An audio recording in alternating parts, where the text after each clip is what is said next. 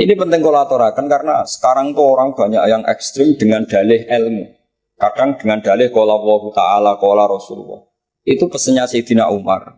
Kalau bisa jangan. Karena makna yang tasreh, makna yang eksplisit, makna yang sorry seperti itu, jangan-jangan subjektivitas Anda.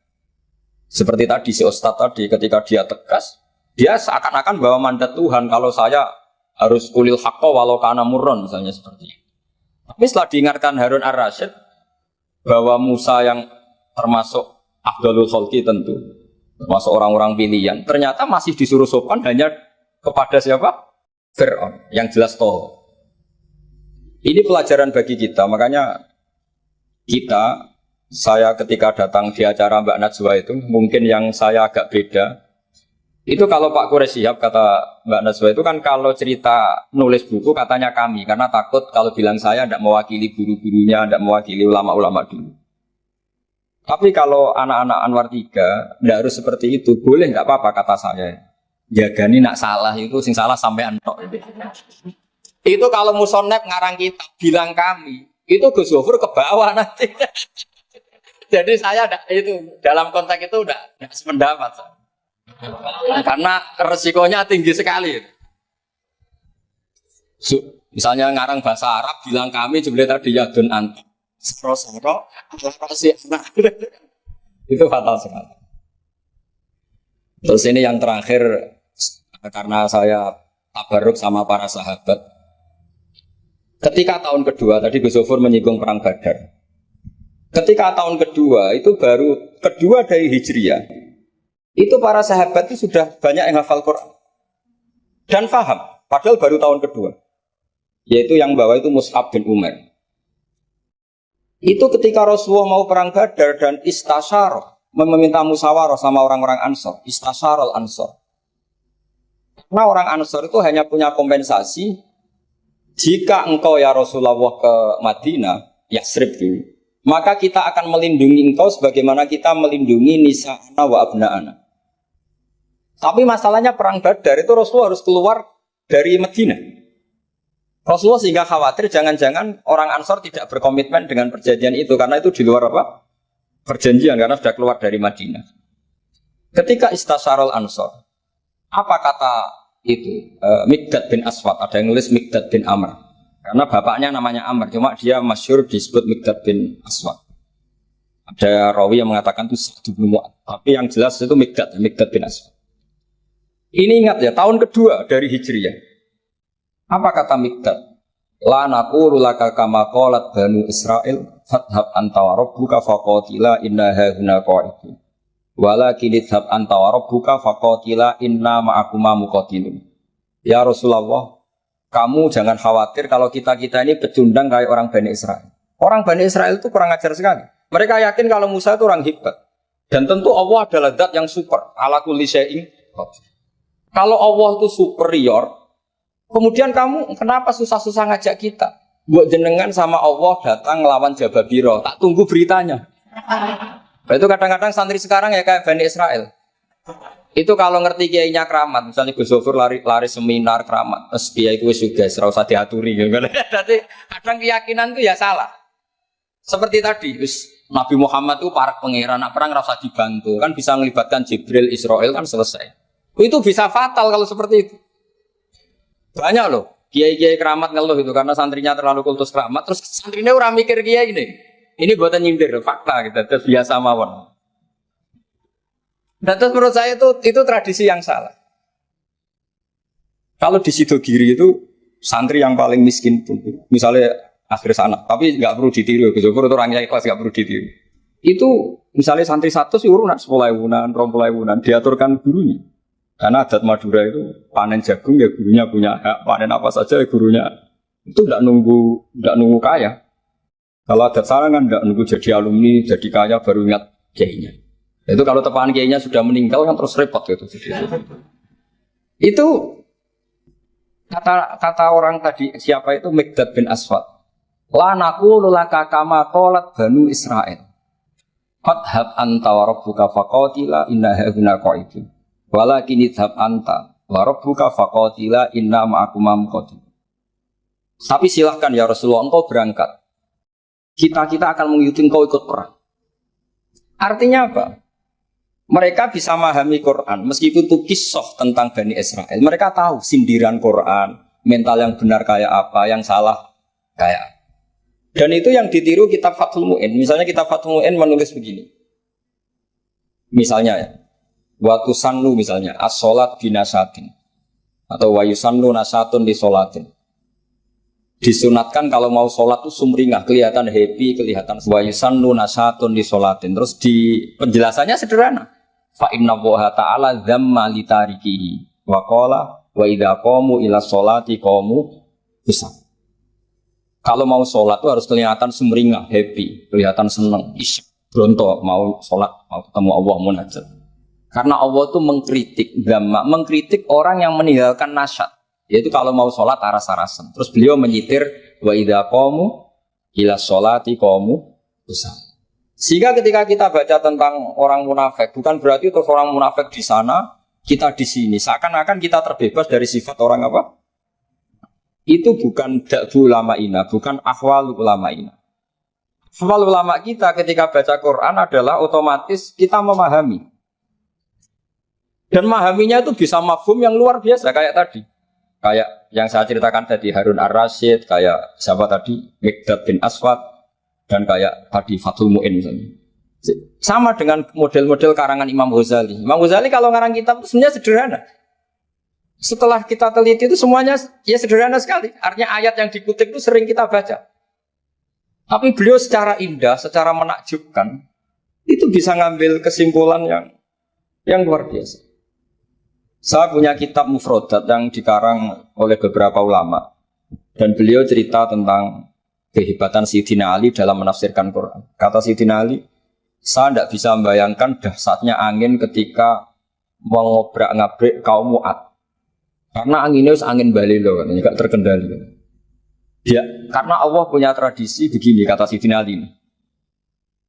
Wa im min syai'in illa indana khazainuhu wa ma nunazziluhu illa biqadarin ma'lum. Segala sesuatu itu terukur dan saya turunkan juga dengan ukuran yang pas biqadarin ma'lum. Tapi ketika Allah mensifati angin yang untuk kaum Ad disebut birihin sorsorin atiyah. Atiyah maknanya balilo, pakai tak. Ya, pakai tak. Terus yang sebagian ayat tentang Nabi Nuh. Inna lamma taghal ma'u hamalnakum fil jariyah. Togho itu maknanya lacut. Jadi air sudah gak terkendali, kayak di luar kendali malaikat. Sudah togho, sudah balilo. Saking balilonya yang main hantam saja, kata Sayyidina Ali. Sehingga dua ayat ini menunjukkan betapa dahsyatnya banjir karena diredaksikan taghal ma'. Begitu juga betapa dahsyatnya angin karena disebut birihin sorsorin atiyah. Jadi yang namanya atiyah itu pakai tok ya. Ini ain tok ya. Ini yang pakai apa? Ain alif ta. Jadi dari mufradat ini kelihatan bahwa benar-benar dahsyat. Karena Allah punya adat segalanya terukur. Ternyata di situ disebut tohornya semuanya sudah keluar dari apa? Ukuran. Ini saya mohon sekali karena anak-anak Anwar 3 ini menangi Mbah Mun, menangi Gus Zufur. Saya sendiri diminta beliau bantu ngajar di sini. Jadi saya mohon sekali karena ini banyak banyak ya nabi al-ilmi lah, banyak sumber-sumber ilmu. Tolong sekali dimanfaatkan yang baik. Terutama anak-anak yang di muhadharah ini kajian-kajian fikihnya itu harus dihafalkan. Karena hafal ini sanad kita. Dulu Mbah Mat itu ngaji sama Said Umar, kakaknya Said Abi Bakar Sato. Memang semua kitab itu harus mahfudz, harus dihafal. Saya sendiri dengan Gus Zufur itu yang mendapat barokah muhafadzah zaman sekolah. Dulu kalau nggak muhafadzah itu tidak naik. Tapi ya dulu bisa diakali ternyata itu. Dulu Mbak Fakih itu ahlinya Faati. Jadi kalau ada orang anak nggak naik ditanya. Song kena ramuga pening di ngitung terminal, Mbah. Ngoten niku Mbak Fakih terus diunggahno. Kata beliau, nak nganti ning terminal dadi wong nakal aku sing kedosan. Mergo tadi mayu adi ilal haram nggih. Haram. Sehingga dulu masyhur kalau anak-anak tidak naik itu sudah kong kali kong. Oh nak takoki muni ning terminal yo. Karena kiai itu mesti pantangan. Taman kalau nggak percaya coba aja. Anak yang nakal mau boyong terus disowankan Gus Zufur. Gus, nak jenengan boyong balik mereman malih. Mikir, mesti kiai itu mikir. Tapi jangan pakai loh. Ini kan cerita dulu. Sehingga anak-anak yang gak mukhafadhah itu mesti ada yang anak-anak lugu ditanya Bapak. Kalau nggak naik ning dicung gebaleni, masya Allah, alhamdulillah. Ya orang munggah tenan. Jadi cara pandang kiai itu unik. Makanya ilmunya kiai susah dianalisis ini karena unik. Ya seperti itu. Ya, saya harap ilmu ini nggak jadi apa ya, nggak jadi masalah bagi anda. Terus nanti anda menteror Pak Musonep, apa Musonep? Aku ramuga neng terminal. Udah bisa. Para adik-adik santri yang saya cintai, saya bersyukur sekali karena saya biasanya nggak pernah mengacara mau itu hasanah ini mutor ya, karena yang merintahkan guru kita yaitu Kiai Agus Abdul Ghafur. Begini, saya punya usul pada anak-anak. Saya bagaimanapun sangat mencintai Pondok Al Anwar. Saya usul sama anak-anak, terutama yang putra ya, supaya tetap menghafal fikih. Jadi kalaupun ditakdir nggak bisa berbahasa Arab kayak tadi, kayak Abu Jahal dan siapa tadi, Sayyid Hamzah dan sebagainya, setidaknya menghafal ahkam fikih, al-ahkam al-fikih. Jadi saya mohon muhafadzahnya itu tidak hanya Quran lafdzon wa tilawatan, tapi menghafal ahkam. Ini penting sekali karena kelebihan kita di kampus. Ini pengalaman saya kerja di kampus. Keunggulan kita adalah kita ini hafal kepastian hukum fikih. Jadi misalnya Kangkang harus hafal meskipun nggak bisa baca teksnya, kalau iddatul mutafa'an hazaujuha itu arba'ata asyuri wa asyra. Kalau dia min dzawatil hamli wa ulatul ahmali ajaluhunna ayyatuna hamlahun dan sebagainya dan sebagainya. Ini penting sekali karena ternyata yang saya baca, beberapa orientalis atau beberapa orang barat itu masuk Islam itu karena Islam itu dianggap hukumnya itu detail. Termasuk mengatur pernikahan, perceraian, tata kelola ekonomi, tata kelola negara dan sebagainya dan sebagainya. Saya pernah ditanya menyangkut ekstremis. Kalau dalam bab dosa besar misalnya, akbarul kabair ba'dal isyrak billah adalah qatlul mu'min. Jadi dosa terbesar setelah isyrak billah adalah qatlul mu'min, membunuh orang mukmin. Lalu pertanyaannya adalah, kita hidup di negara Indonesia yang penjahatnya ya mukmin atau muslim, yang kadang premannya juga mukmin juga muslim. Lalu kalau kita membela diri duel gitu dengan penjahat, lalu kita akhirnya membunuh si penjahat tadi, apakah masuk ayat wa may yaqtul mu'minam muta'ammidan karena dia orang mukmin? Jawabannya adalah kitab fikih itu menyediakan bab namanya kitabus siyal, bahwa mangqutila duna mali fahuwa syahid, mangqutila duna ahli fahuwa syahid. Orang yang duel dengan penjahat kemudian dia mati adalah dia mati syahid. Dan dia kalau terpaksa membunuh, tentu ada aturan-aturannya ya, dengan tartib yang ditentukan di kitab-kitab fikih. Itu penjahatnya damnya itu muhaddar, sehingga dia tidak kena kisos si sahibul bait tadi yang punya rumah tadi. Sehingga dengan fikih-fikih yang detail saya harapkan santri sarang, karena dulu Mbah Zubair itu ma'ruf bil faqih. Saya sering kalau ngajar cerita bahwa misalnya Gus Zofur ngaji sama Mbah Mun ngaji sama Mbah Zubair ngaji sama Mbah Fakih Mas Kumambang, Mbah Fakih ngaji sama Mbah Mahfud Termas. Lah Mbah Mahfud ini muridnya Sayyid Abi Bakar Sato, Sohibul Li'anah. Sayyid Abi Bakar Sato punya kakak namanya Sayyid Umar Sato. Itu dulu kiainya mbahnya Mbah Mun itu, Ahmad Su'aib. Itu dulu berwasiat kalau ngojlok adiknya Sayyid Abi Bakar Sato yang punya kitab I'anah itu, serana gunane mulang kitab gede-gede, yang penting wapal. Akhirnya kita ini korban konsepnya Sayyid Umar, jadi disuruh muhafadzah. Karena memang harus hafal, jadi mahfudot saat tadi jagoan sama Gus Zofur, apa ingat ketika dulu muhafadzah? Karena kalau kita muhafadzahnya alfiyah itu gurunya bisa kita akali. Kalau kita pura-pura guru itu biasanya malu nyemak pakai kitab karena dikira nanti tidak hafal. Akhirnya murid-murid tahu, mesti kebut ya Gus, enggak mesti bingung. Jadi ada trik. Ya akhirnya betul anak-anak kebut Gurunya semuanya terus, wes, pun Pak. Jadi bisa diakali juga, akhirnya ya lolos. Terus cerita kedua ini kisah nyata. Saya dulu itu dengan Gus Zufur musyawarah, Fathul Mu'in, macam-macam. Pernah digojlok sama bapak. Aku masuk krungu kon alim fikih ambek Gus Zufur makili Anwar, tapi aku ora percaya kon iso jawab pertanyaanku. Napa, Pak? Itu ada seorang imam lupa baca Fatihah, langsung baca Sabbihisma rabbikal a'la. Kemudian makmum bilang subhanallah. Karena si imam tadi hanya hafal tadi 3 juz tadi. Itu enggak pede. Ganti wadduha. Wadduha makmumnya masih bilang subhanallah. Akhirnya ganti surat yang dia pasti benar, yaitu ganti kulhu. Karena dia dikira kalau surat panjang itu salah. Akhirnya diganti kulhu masih subhanallah. Lalu makmum tahu ini enggak ada solusinya kecuali dijelaskan secara jelas. Orang mau coba Fatihah.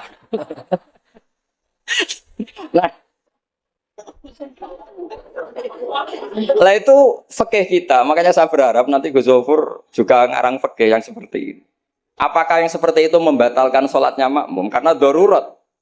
Hanya subhanallah nggak memahamkan.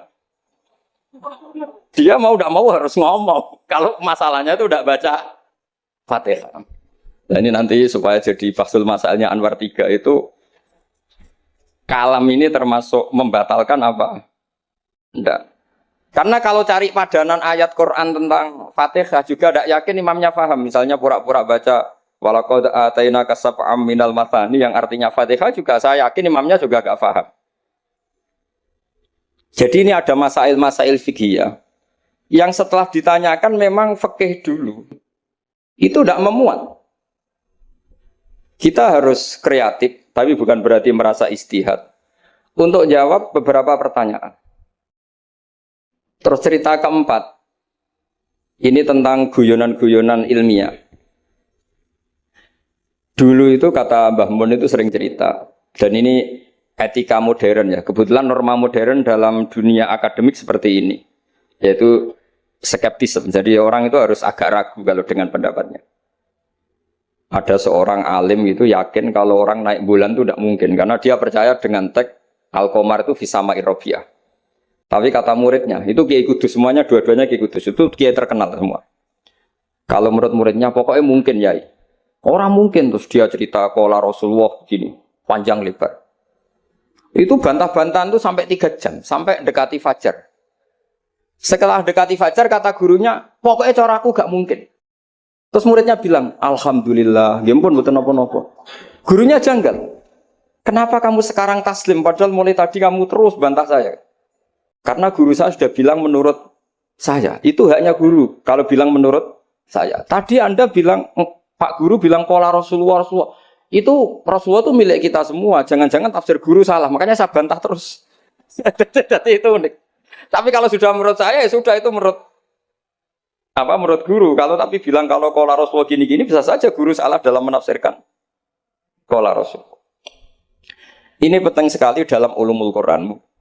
Saya yakin Gus Zufur lebih tahu. Misalnya begini. Saya sering kali digugat oleh para saintis, Pak Bahak, dalam proses embriologi itu tidak ada min alakir segumpal darah. Yang ada dalam embriologi itu, alak itu ya semacam zigot yang nempel di dinding rahim. Kemudian itu yang nanti jadi janin.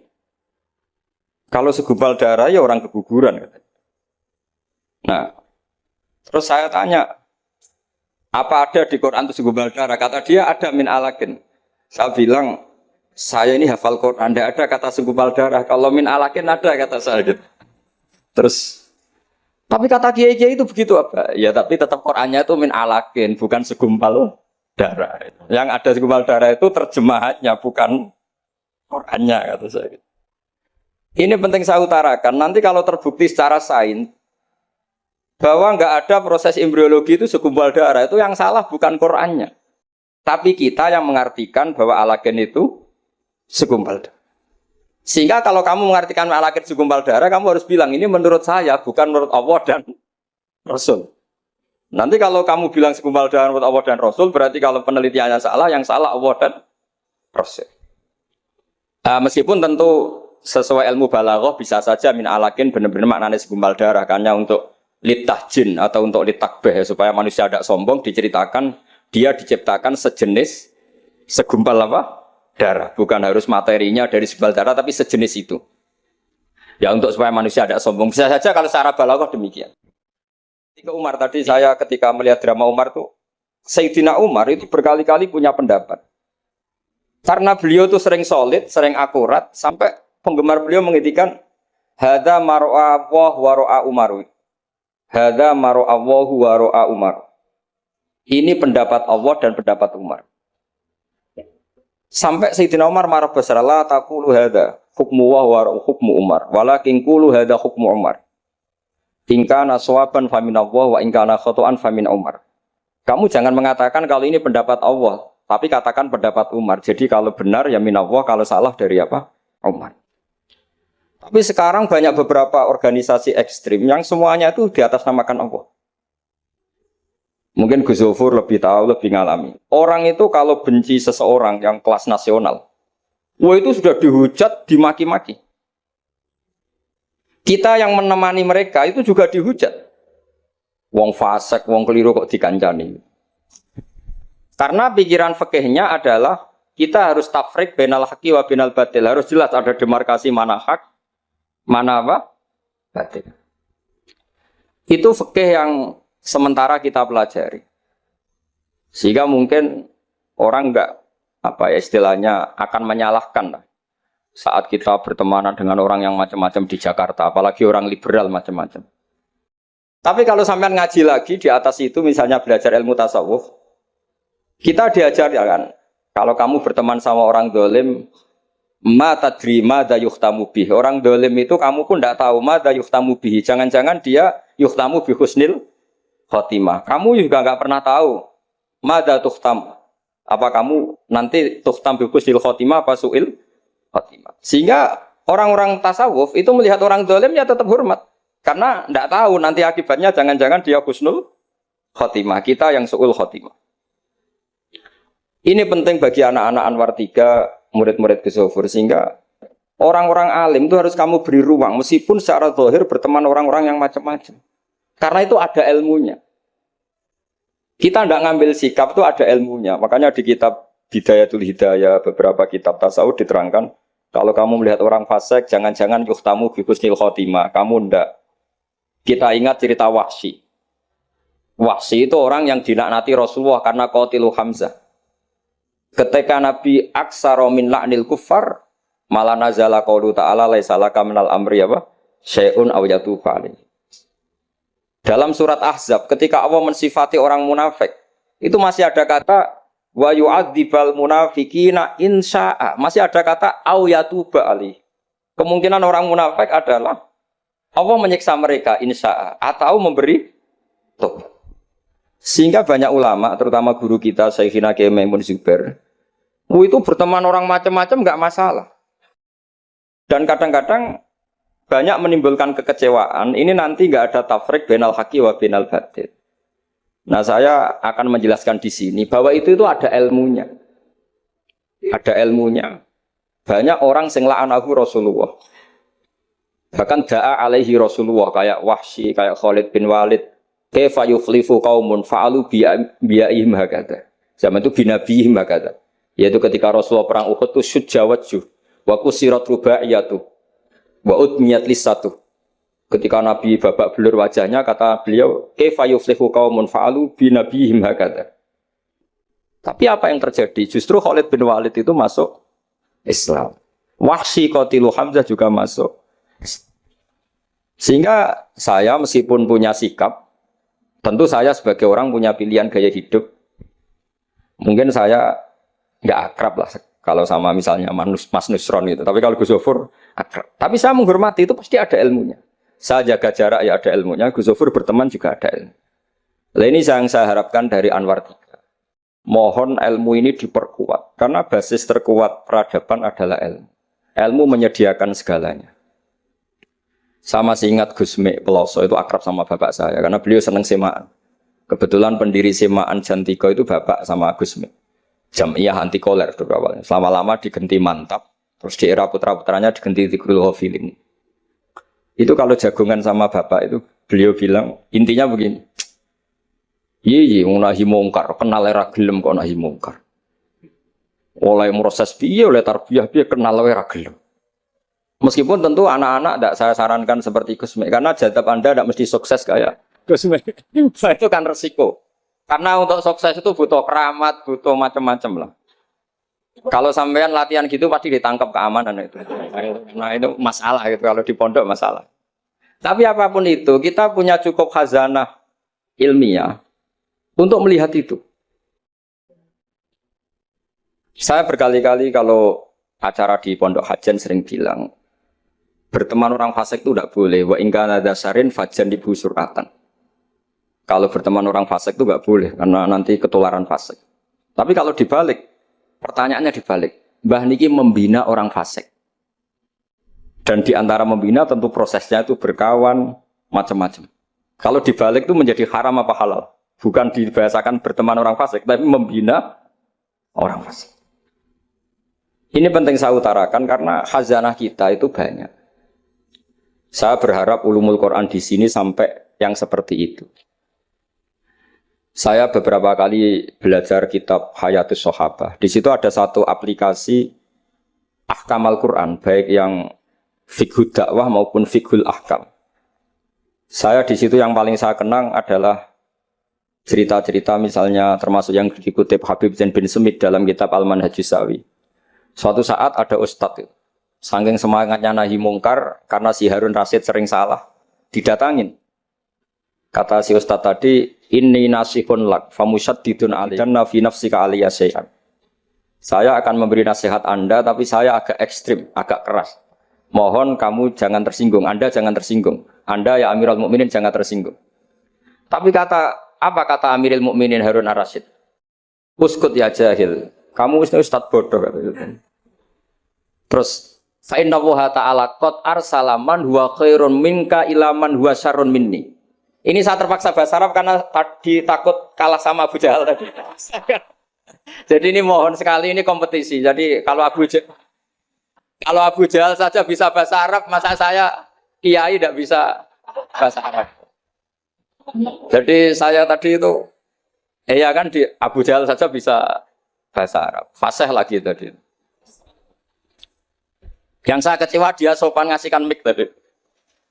Duduknya sudah benar gak sopan tadi. Sudah benar jadi memerankan Abu Jahal memang harus gak sopan. Tapi semoga berakhir nanti diteruskan jadi Abu Jahal repot. Nah ini kata Harun Ar-Rasyid. Inna Allaha ta'ala qad arsala man huwa khairum minka ila man huwa syarrun minni.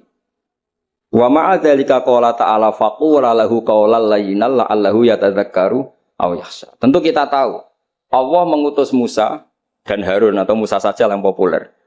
Musa itu man huwa khairun minka, tentu Musa itu lebih baik ketimbang Anda. Ila man huwa syarrun minni, tentu Fir'aun itu lebih buruk ketimbang saya. Itu saja masih ada aturan faqula lahu qawlan layyinan. Kamu harus ngomong yang halus. Kok kamu dakwahi saya mau pakai kasar? Akhirnya si fasa kata tadi yang gurunya langsung yang ustadz tadi langsung diam dan ngakui kalau Harun Ar-Rasyid lebih alim ketimbang dia. Nah saya harapkan nanti ulumul Quran di setai 3 itu tidak sekedar mengenali mufrodat, tapi mengenali makna terjemah, juga makna yang bisa disimpulkan dari ayat-ayat Qur'aniyah. Sehingga nanti keyakinan saya ya, apapun berubahnya zaman, nanti Quran itu tetap bisa dibaca kalau cara maknani seperti itu. Tapi kalau Anda maknani mufrodat, resikonya adalah mufrodat yang disebut itu kadang sudah tidak ada. Yaitu tadi misalnya wal khayla wal biwala wal hamira litarukabuha wasina. Tentu sekarang kita naik Innova, kita naik mobil, bukan naik khayl, bukan naik biwala. Tapi kalau dimaknani secara tadi, pokoknya ada markup, ada tunggangan yang kita naiki, ada tunggangan. Dan kalau kita dapat nikmat tunggangan itu, kemudian kita syukur, litaslahu ala dhuhuri, ya yang penting sumatat guru ni'mata rabbikum. Ini penting saya aturkan karena saya berkali-kali berdebat juga Kalau di kota itu kan ada dialog. Bahkan ini mungkin Gus Zofur lebih tahu ya. Saya pernah di UII itu pernah disurati sama Masjid Mujahidin Indonesia. Di situ diterangkan kalau sekian terjemahan Kemenak itu salah sekian, miliknya UI salah sekian. Di antara yang diundang itu saya dianggap makili UII. Tapi apa yang terjadi? Mereka itu karena maknani itu pakai mufrodat, tidak mau pakai ilmu balaghah, tidak mau pakai analisis-analisis yang harusnya terjadi dalam ulumul Quran. Saya punya contoh demikian. Saya sering belajar kitab namanya kitab Ar-Risalah, karangannya Imam Syafi'i ketika sering surat-suratan sama Abdurrahman bin Mahdi. Kata Imam Syafi'i, Quran itu lisanul Arabi, dan lisanul Arabi itu awsa'ul lisanan, lisan yang paling luas. Sehingga ketika beliau ditanya, kenapa Anda mewajibkan tolabul ma', mencari air, ketika orang harus tayamum di perjalanan. Terus Imam Syafi'i menjawab, falam tajidu ma'an, kemudian kalian tidak menemukan air. Itu baru fatayammamu sha'idan thayyiban. Beliau dengan enteng mengatakan, la yuqalu liman lam yatlub lam yajid. Orang yang belum pernah mencari tentu tidak bisa dikatakan tidak menemukan, tapi tidak tahu namanya. Jadi kalau dikatakan tidak menemukan, pasti pada sabkit tolab setelah mencari. Kalau belum mencari kok mestinya tidak tahu, bukan bisa dibahasakan tidak menemukan. Nah, saya berharap anak-anak ini karena ditunggui Mbah Mun yang ma'ruf dengan tafsirnya Gus Zofur. Karena Mbah Mun itu murid Said Alawi. Said Alawi punya karangan Takrirat Faidul Khobir yang dikarang Said Abdurrahman Al-Musawa kalau nggak salah. Yang nyarain agamanya Syekh Zamzami. Dulu saya belajar itu juga sama Gus Zofur karena dulu yang ngajar Mbah Mun sendiri. Saya juga sering menerima keluhannya Gus Zofur di Jakarta, di mana-mana orang analisis Quran itu tidak pakai ilmu balaghah. Ini repot sekali. Karena kalau kita tidak pakai balaghah, maka al-adat yufidul hasra. Kalau dalam kaidah usul fikih, al-adat la yufidul hasra. Ketika Allah pakai kata hitungan, itu belum pasti hasr. Jadi taruh saja misalnya begini, ini yang kisah nyata dalam hadis sahih. Ketika Rasulullah itu memintakan maaf sama orang munafik, terus kata Allah mengingatkan, intastaghfir lahum sab'ina marratan fala yaghfirullahu lahum. Kata Nabi, jika 70 tidak bisa dimaafkan, wa sa'azidu ala sab'in. Ya sudah, saya tambahi lebih dari 70. Ternyata sama Allah didhawuhi, maksudnya tidak gitu. Kamu mintakan ampun untuk orang munafik maupun tidak, sama-sama tidak saya ampuni. Sehingga terus ada kaidah al-adat la yufidul hasra. Ini penting dalam ulumul hadis atau ulum usul fikih. Karena kalau nuruti adat, Nabi sering dawuh misalnya man sholal bardan dakhalal jannah. Orang yang sholat pada waktu dua dingin yaitu subuh dan asar dakhalal. Terus kamu mau tidak sholat zuhur misalnya, dan sebagainya dan sebagainya. Nabi sering menyebut kebenaran misalnya kebaikan adalah ini. Terus kamu tidak akan melakukan kebaikan yang lain, tentu tidak mungkin. Ini masalah-masalah yang menurut saya serius semenjak ada banyak ormas-ormas yang sidik-sidik katanya kembali ke Quran dan apa? Hadis.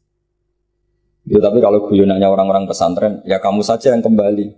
Karena keluar Anda terlalu jauh. Kalau kita tidak perlu kembali, wong sudah di dalam katanya.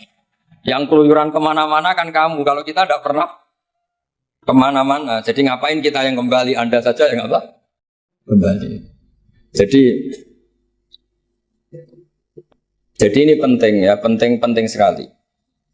Karena pengalaman saya di Jogja, pengalaman saya di Jakarta ketemu orang macam-macam itu, memang pernah ya di Jakarta pernah ada satu acara.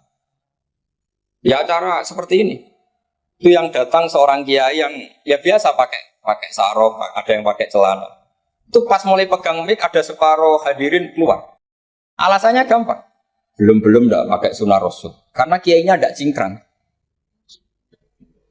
Itu sudah keluar separuh. Ketika saya ditanya, Pak, kenapa Anda masih mendengarkan mereka? Mereka tidak mengikuti sunnah Rasul, mereka tidak cingkrang. Kata saya gini, Rasulullah itu hafal Quran. Dan kebetulan saya hafal. Jadi saya sudah mengikuti sunnah Rasul. Jadi kalau Anda ingin sunnah Rasul kayak saya harus hafal Quran. Kalau motong celana itu gampang. Kalau motong celana itu gampang. Itu kan murah sekali dan mudah. Itu mikir dia. Ternyata mereka bilang sunnah Rasul itu hanya jenggot, cingkrang, Wayoh bila ada tambahnya itu kan. itu, itu Nah ini saya tantang anak-anak Anwar 3 supaya ngikuti sunnah Rasul yang keren, yang tantangannya berat, yaitu hafal berapa Gus tadi 3 juz itu. Itu saya tuh sering protes sama anak-anak. Itu nanti kalau ketemu malaikat Jibril, Anda dianggap mengikhtisar Quran. Oh, itu kan. Masa Quran 30 juz jadi 3 juz. Itu kan kayak kitab Mukhtasar Jiddan dari kitab besar terus diringkes. Saya tidak bisa membayangkan kalau Anda nanti ditanya malaikat Jibril, kenapa Quran satu turunkan 30 juz jadi 3 juz. Ya tapi karena ya itu tadi, karena saya yakin Gus Zofur orang alim itu tadi kaidahnya itu malayudrokukullu layudrokukullu. Kalau nggak bisa semua jangan sama sekali. Ini sekedar pengalaman untuk anak-anak. Kalau di pondok Quran itu sampai deres kulhu itu buatan berani. Karena dikira kayak sudah sampai 30 juz. Memang pondok Quran itu unik. Anak-anak itu bisa lanya 2 juz 12, juz 13. Tapi juz amma itu tidak hafal. Karena ketika menghafalkan itu tidak kober ngapalkan yang juz amma. Memang hafal betul juz 7, juz 8. Tapi juz amma kadang nggak bisa, wadduha kadang nggak bisa. Imam Traweh kadang nggak bisa dia karena dia surah kober karena ngapalkan Quran itu kan berat. Karena suatu saat saya itu tahlil jejer santrinya bapak. Dia tahlil kulhu, ojo tahlil kulhu. Itu juz 30, koyo apal 30 aja gitu. Jadi untuk baca kulhu itu memang harus urut setelah melewati juz 1, juz 2 sampai juz 30. Sampai seperti itu. Gayane maca kulhu kayak wis apal juz 30. Sehingga di pondok Quran tuh nggak ada yang berani terus juz hanya 30 kan karena iya, jadi itu tradisi yang mungkin ya mungkin beda itu. Saya sendiri juga agak seneng kalau ada santri kok terus juz 30 itu kok melete itu kok sudah. Nah ternyata di sini saya ketemu santri-santri yang jurus juz 30 terus ini. Wah ini menurut saya ini agak masalah dalam tradisi saya ya, dalam tradisi kami. Jadi ya itu tadi karena cara pandangnya beda. Jadi cara pandangnya beda. Tapi saya berkeyakinan memang saya sering ketemu Gus Iit, adiknya Gus Zofur itu. Beliau sering cerita ke saya, Gus kalau bisa nanti sarang itu semacam kayak Islamic Center. Karena kita tahu semua kayak apa alimnya Gus Naji, kayak apa alimnya Gus Zofur, alimnya putra-putra Mbah Mun. Sesuai bidang spesifikasi ilmu masing-masing. Saya sering dinasihati yai bahwa semuanya itu ada ilmunya. Tadi misalnya Anda tidak tegas sama orang fasik, itu ya ada ilmunya. Karena mungkin kita tawaduk, la nadrima yuftamu bihi. Kita tidak tahu si fasik tadi yuftamu bi apa, kita tidak tahu. Kita sendiri nggak pernah yakin kalau kita nuftam misalnya bagus nih Fatimah. Saya kalau di Jogja ketemu orang liberal, ketemu orang macam-macam, saya pakai ilmu itu. Tapi kalau saya ngaji di pesantren pakai ilmu at-tafriq bainal haqqi wa bainal batil. Kalau santri baik ya tak puji, kalau yang enggak baik ya. Tapi yang jelas enggak tak saboyong. Karena pondok saya bilang enggak punya adat boyong. Kata bapak, hak kena keramat, santri sing beling dilalak boyong, tapi jogeman boyong gitu. Jadi berarti karena kalau musuhnya boyong berarti tidak keramat karena pakai kriteria fikih tadi, pakai. Ini penting saya aturkan karena jangan sampai khazanah, kearifan wali songo yang kancanan orang macam-macam. Ada 7 hari ya diterima, 40 hari ya diterima. Zaman itu ya enggak diterima sebagai khurafat bid'ah ya enggak. Sehingga menurut saya wali songo itu adalah panutan di mana itu semuanya diselesaikan bil ilmi. Bukan karena emosi aksi reaksi itu enggak, semuanya bil ilmi. Saya pernah baca kitab Al-Minanul Kubro karangannya Imam Sa'roni. Beliau cerita sebagian ilmu itu sudah keluar dari afdholiyah karena satu kondisi. Misalnya sebaiknya amal itu sirron. Tapi kenapa guru-guru kita Mbah Mun sendiri sering pengajian besar, Gus Zofur, banyak lah yang mau acara besar. Saya sampai sekarang nggak pernah punya acara besar. Wiling-wilingan saya yang pengagum sirron gitu. Tapi ternyata di kitab-kitab kita, kata Abdul Hasan Asyadili mengatakan a'linu bito atikum kama yatadzaharu ghairukum bil ma'asi. Maksiat di Jakarta di mana-mana begitu ekstrim, dangdut begitu terbuka, diiklankan besar-besar.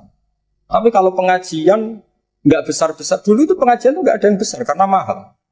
Dulu orang soleh itu ciri utamanya adalah khifatul ma'unah, biayanya sedikit. Sekarang karena mereka besar-besaran menyebarkan maksiat, kita akhirnya kata Abdul Hasan Asyadzili, kamu kalau taat harus iklan, a'linu bi ta'atikum. Kalau taat harus dipertontonkan. Sehingga seneng saya misalnya tadi dipertontonkan anak-anak ahli bahasa Arab sampai Abu Jahalnya saja bisa. Wah, itu kan satu prestasi yang luar biasa. Kalau Abu Jahalnya saja alim, apalagi yang tidak Abu Jahal. Apalagi Abu Jahalnya tadi sopan. Wah, itu bagus sekali itu. Itu pasti Abu Jahal kecewa itu diperankan orang yang sopan. Itu udah gue banget katanya. Itu pasti kecewa. Abu Jahal itu pasti kecewa.